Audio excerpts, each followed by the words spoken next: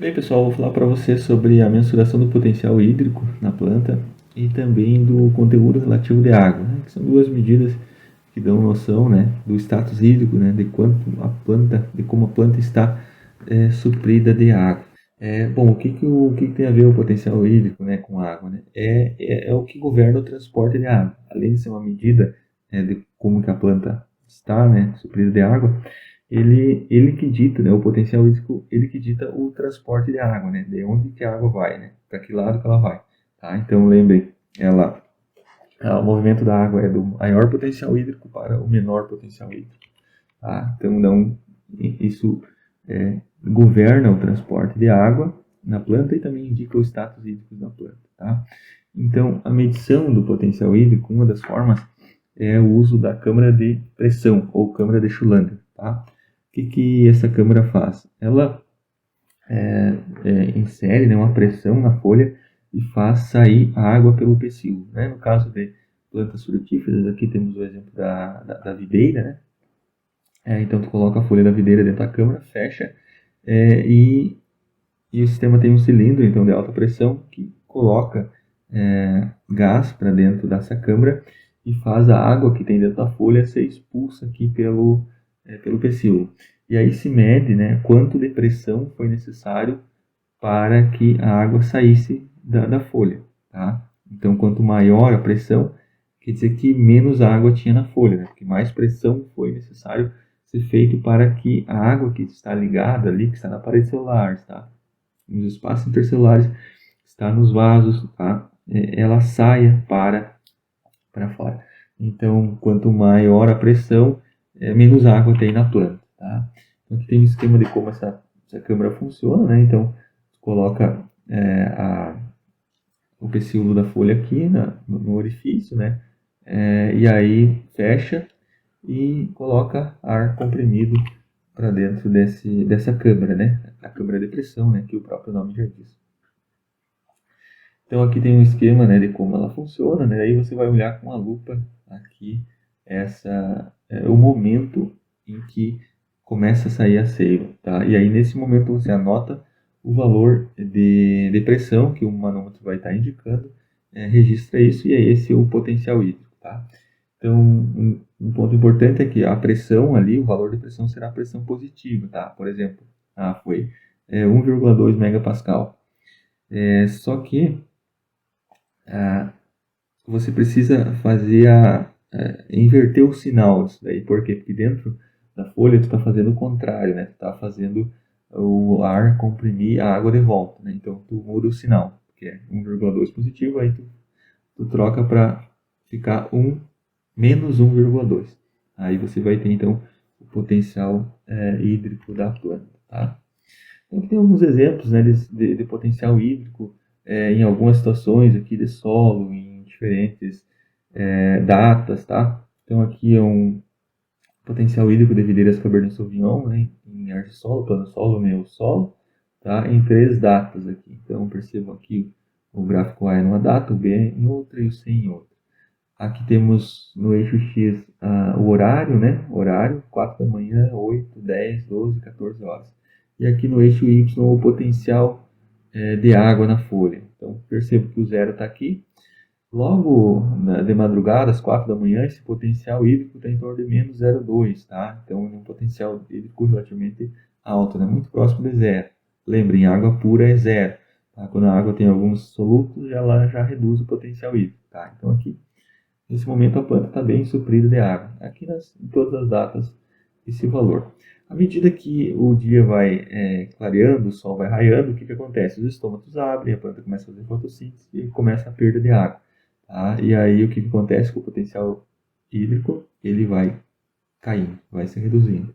Tá? Se reduzindo ao ponto de que às 14 horas aqui nessa condição estava em torno de menos 1,4, ou seja, uma situação já de déficit hídrico. Tá?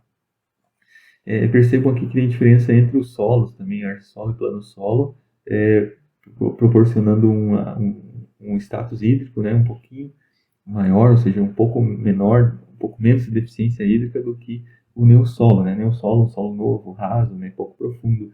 As raízes então exploram uma área menor de solo do que um argissolo e um plano-solo, tá? Então, aqui em 2 datas, eles observaram, inclusive, diferença significativa, né? Diferença estatística, inclusive nas outras também, tá? Então, nas 3 datas aí tem essa diferença. E mais pronunciado aqui foi nessa data de 10 de janeiro, tá?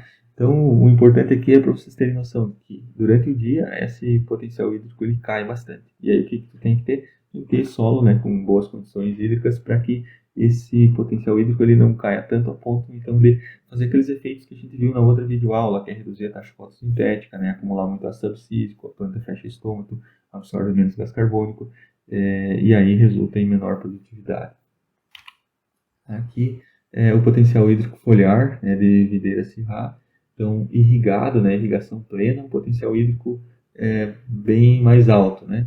Ao contrário aqui do déficit de água controlado, né, já reduziu o potencial hídrico, e irrigação deficitária aqui, um potencial hídrico bem menor, ou seja, a planta sofrendo então por falta de água. Bom, essa é uma forma de medir o potencial hídrico, né? A câmara de pressão, a câmara de Schulander, que nos dá em megapascal, tá? Eu vou deixar disponível o link, né, de vídeos de outros canais, né, que mostram a operação dessa câmara de Schulander, e como você usa ela.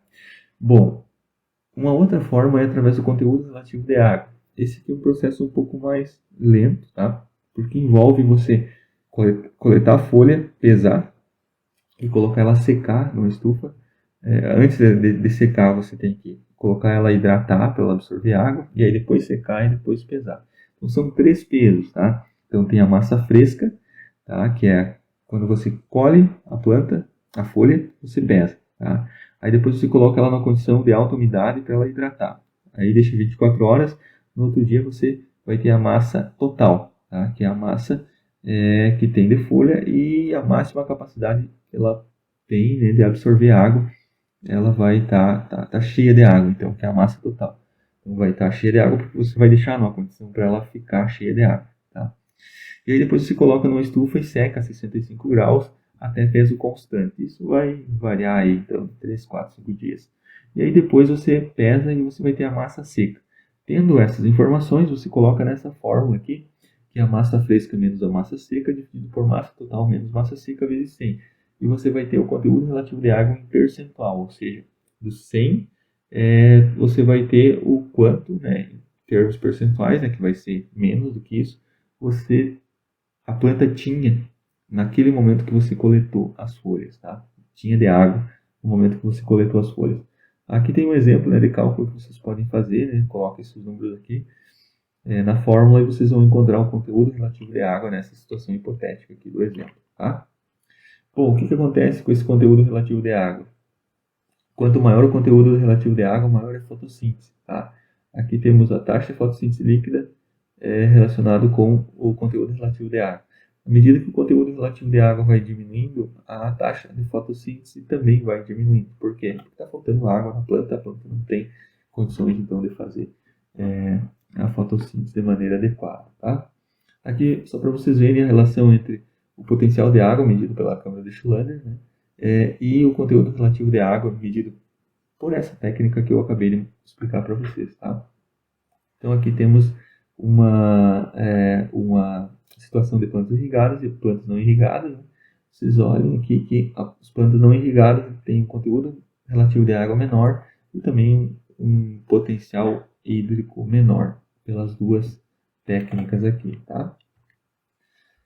Aqui o conteúdo relativo de água em controle, um déficit hídrico e em plantas sombreadas, tá? Plantas sombreadas e no controle um conteúdo relativo de água em torno de 90% ao longo de todo o período, tá? E aqui com o déficit hídrico, o conteúdo relativo de água ele era menor, ou seja, menos água na planta, tá? E aí isso aí tem um efeito bastante impactante em termos de alterações fisiológicas que nós vamos ver em aulas seguintes, né? Do quanto essa planta vai sofrer, quais são as alterações morfofisiológicas e qual o impacto disso na produtividade e quais as ferramentas que estão sendo disponibilizadas, né, para aliviar o estresse hídrico da planta, tá? Então isso a gente vai ver em outras aulas, tá?